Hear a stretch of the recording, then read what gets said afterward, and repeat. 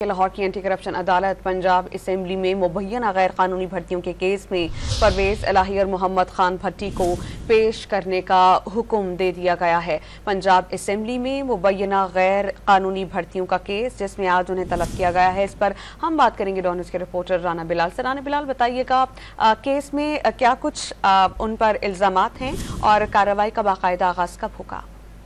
जी देखें, पंजाब असेंबली में मुबैना गैर कानूनी भर्तियों के मामले में परवेज इलाही समेत दीगर के खिलाफ आज लाहौर की एंटी करप्शन कोर्ट में जो है वो केस की समाअत हुई है और अदालती हुक्म के बावजूद परवेज इलाही और मोहम्मद खान भट्टी को जेल से लाकर अदालत पेश नहीं किया गया, जिस पर अदालत ने बरहमी का इजहार करते हुए आज ही परवेज इलाही, मोहम्मद खान भट्टी समेत दीगर मुल्जमान को अदालत में पेश करने के अहकाम जारी किए हैं। आज ये केस जो है वो फर्द जुर्म की कार्रवाई के लिए फिक्स था, लेकिन ताहाल मुल्जमान को अदालत में पेश नहीं किया गया।